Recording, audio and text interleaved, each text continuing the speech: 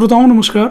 वृद्धावस्था में होने वाली स्वास्थ्य संबंधी समस्याएं एवं उनके उपचार विषय पर जानकारी के लिए हमारे साथ राजकीय जिला चिकित्सालय भेलूपुर वाराणसी से डॉक्टर अनिल कुमार गुप्ता हैं। हमारे स्टूडियो में डॉक्टर साहब आपका बहुत बहुत स्वागत है। बहुत बहुत धन्यवाद। जैसा कि मैंने बताया, आज हमारा विषय है वृद्धावस्था में होने वाली स्वास्थ्य संबंधी समस्याएं एवं उनके उपचार। तो डॉक्टर साहब, सबसे पहले हम और हमारे श्रोता ये जानना चाहेंगे कि वृद्धावस्था में सामान्य तौर पर कौन कौन सी समस्याएं होती हैं। सर्वप्रथम हमें आपको ये जानना जरूरी है कि वृद्धावस्था कोई बीमारी नहीं है, ये एक जीवन का एक फेज है, एक स्टेज है। उसको कैसे हम लोग मैनेज करके अच्छे से चले जिससे कि बीमारियां कम से कम हो, हम उसको कैसे मैनेज करके चले अपने आचार विहार से, अपने खान पान से, अपने रहन सहन से, अपनी बीमारियों से बचने के कुछ जो तरीके बताए जाएंगे आपको इस कार्यक्रम के तहत, उनसे आप सीखे कैसे कि आप जिससे आप बीमार ना हो। अब वृद्धावस्था में जो बीमारियां कॉमन होती हैं जी जी, वो एक काफी लंबी लिस्ट है, लेकिन कुछ जो कॉमन बीमारियों के लिए जो हम बात करेंगे, सर्वप्रथम हम आए ऑस्टियोआर्थराइटिस या रूमेटॉइड अर्थराइटिस या आर्थराइटिस, यानी सामान्य भाषा में कहें कि जोड़ों का दर्द। ये बहुत ही कॉमन एक बीमारी है जो आज के समय में चलन में है। एक मेडिकल का डाटा ये भी कि महिलाएं इससे इस कुप्रभाव से ग्रसित हैं। उसका एक बहुत बड़ा कारण जो है, क्योंकि मैं ग्रामीण परिवेश से आता हूँ, पृष्ठभूमि से आता हूँ, मैंने देखा है कि महिलाएं हमारे घरों में जो दूध दही होता है वो अपने बच्चों को, अपने पति को और सबको दे देंगे, लेकिन अपने नहीं लेते। जी जी। उससे क्या होता है कि जो हमारे यहाँ के खाने में जो कैल्शियम की जो सबसे ज्यादा डिमांड होती है हड्डी की मजबूती के लिए, जी जी, वो दूध दही वो औरतें नहीं पा पाती।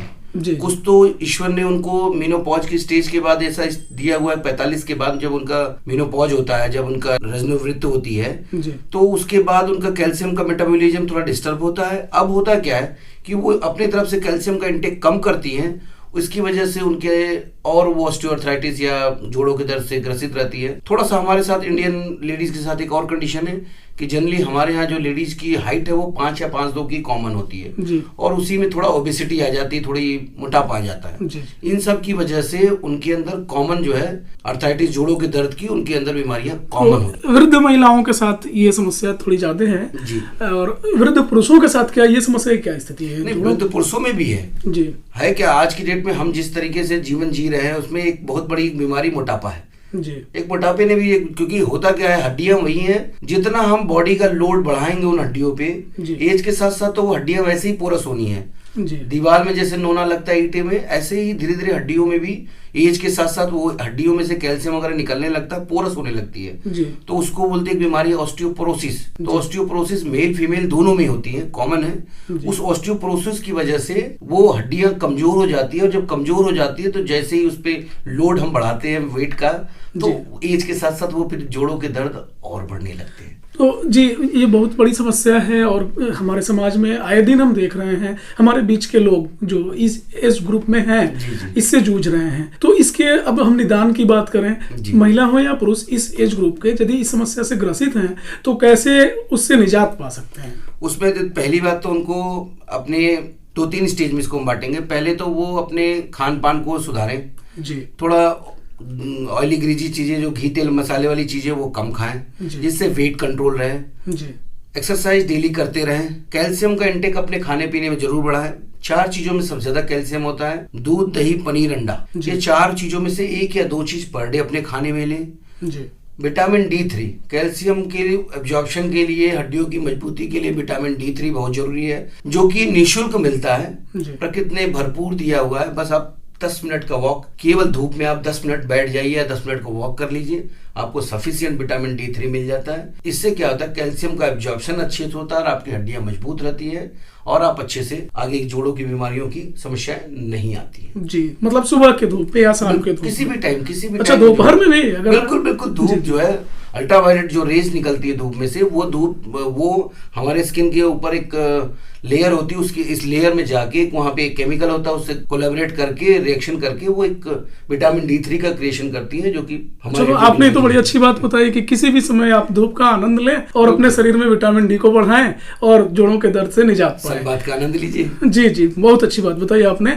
अब हम दूसरे रोग पे आते हैं कि वृद्धावस्था में और कौन से दूसरे कॉमन रोग हैं? कॉमन रोग में हम आए तो मोतियाबिंद, कैटरेक्ट। मोतियाबिंद एक बहुत कॉमन रोग हुआ जा रहा है जी। 50+ के जो पेशेंट हैं उनमें बहुत कॉमन देखा जा रहा है। मोतियाबिंद होता क्या है, पहले आप ये जानिए। हमारे आपकी आंख के बीच में एक लेंस होता है जिसमें से प्रकाश की किरणें जाती हैं और उस लेंस से क्रॉस करने के बाद पर्दे पे उसका पिक्चर बन के आता है। तभी हम किसी चीज को देख पाते हैं, उसकी इमेज समझ पाते हैं, है क्या, कितना लंबाई चौड़ाई मोटाई है या है क्या। तो होता क्या क्या एज के साथ साथ उसमें मिल्किफिकेशन होने लगता है, वो धीरे धीरे उसमें मिल्क की तरह बनने लगता है, व्हाइट होना शुरू हो जाता है और उसके बाद धीरे धीरे उसमें से जो आपकी प्रकाश की किरणें हैं वो किरणें उसमें से क्रॉस नहीं हो पाती। जब वो उस तरफ दूसरी तरफ जा नहीं पाती इसलिए उसका पिक्चर सही से नहीं बन पाता। इसीलिए इसमें आपने दो भागे सुने होंगे, कभी किसी कॉमन आपने पेशेंट के मुंह से सुना है डॉक्टर के, अभी आपका मोतियाबिंद पका नहीं है, जब पक जाए तब आपका अच्छे से ऑपरेशन होगा। तो होता क्या, जब बीच का स्टेज, इनिशियल स्टेज या बीच स्टेज रहता है तो तब तक वेट करते हैं, अभी तक तो आपको रोशनी जा रही है और आपको कुछ दिख रहा है। जब आपको लगता है कि एकदम से एक सॉलिड हो गया है, अब रोशनी नहीं जा रही है अंदर और आपको दिख नहीं रहा है, तब उसका ऑपरेट किया जाता है। उसमें सिंपल सा एक वे होता है, उसमें उसको ऑपरेट करके उसमें से वो लेंस निकाल लिया जाता है और उसमें इंट्राओकुलर लेंस बाहर से डाल दिया जाता है।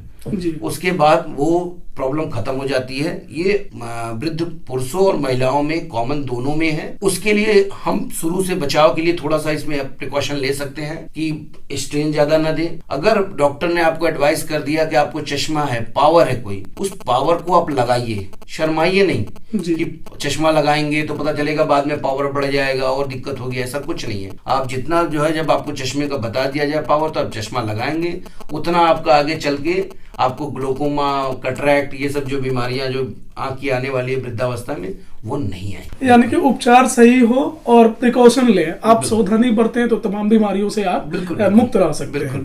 जी, बहुत अच्छी बात हो रही है। आपने जोड़ों के दर्द के बारे में बताया, उपचार भी बताया, आंखों की समस्या जो हमारे दृष्टि दोष से संबंधित है, वृद्धावस्था में हो जाती हैं।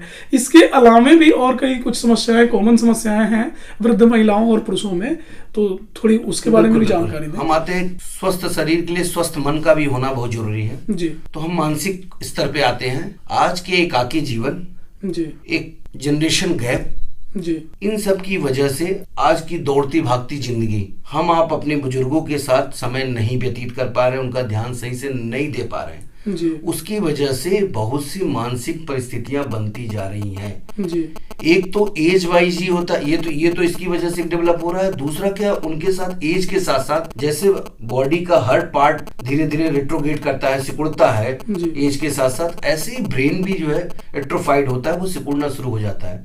उसको बोलते हैं सेनाइल एट्रोफी जी। अब होता क्या क्या, उसी सेनाइल एट्रोफी की वजह से जो उसमें सेल्स होते हैं वो सेल्स कम काम करने लगते हैं, उसकी वजह से उसको डिमेंशिया होने लगता है, भूलने की बीमारी। ज्यादातर देखने को ये मिलता है कि वृद्धावस्था में जो भी हैं उनको भूलने की समस्या है, बहुत जल्दी बातें भूल जाते हैं या फिर रिकॉल करते हैं या दूसरे से पूछने लगते हैं अभी हम क्या बोल रहे थे। जी, इसमें एक इंटरेस्टिंग बात आपको बताएं, शायद आपने अपनी लाइफ में भी देखा हो जी, कि आपने घर में बड़े बुजुर्ग आपसे बच्चे को बैठ कर बता रहे हैं 1947 में 2:13 पे मैं मार्केट गया था तो फिर ऐसा हुआ था, मतलब एग्जैक्ट डेट, टाइम, लोकेशन, वो सारी चीजें बता रहे हैं। और बच्चा जब वहां से निकलता है या थोड़ी देर बाद वो कहते हैं क्या बात है, चाचा जी या पिताजी को जो है, दादाजी को 1947 की बात याद है, कल क्या हुआ था ये इनको याद नहीं, कल हमने इनको चश्मा दिया था, वो चश्मा भूल गए। जी जी जी। ये हम आप उसको दूसरी वे में लेते हैं, लेकिन ये मेडिकल का इसमें एक फैक्ट है, इसमें रेट्रोग्रेड होता है। इसमें होता क्या है कि जो सेल्स पहले एट्रोफाइड होती है, जो पहले मरती है,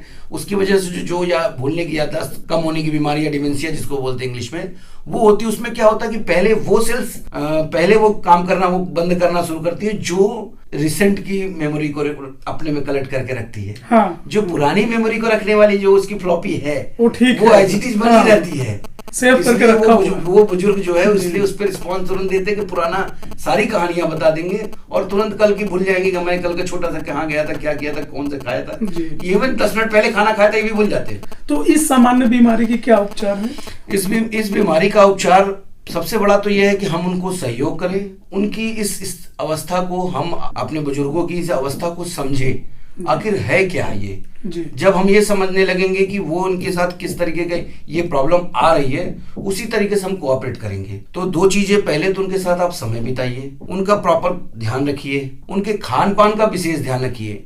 वृद्धावस्था में भी उतने ही न्यूट्रिएंट्स की जरूरत पड़ती है, उतने ही विटामिन मिनरल्स की जरूरत होती है जितना एक यंग एज के बंदे को चाहिए होती है। तो इसलिए इस बात का विशेष ध्यान दें, उनके खाने में संतुलित डाइट हो और उनका जो है उनको मानसिक तौर पे उनको सपोर्ट चाहिए, उनके साथ हम सबका सहयोग, भौतिक स्तर पर, मानसिक स्तर पर, मतलब उनके दिनचर्या का हम भी हिस्सा बने, उनके साथ उनका सहयोग करें।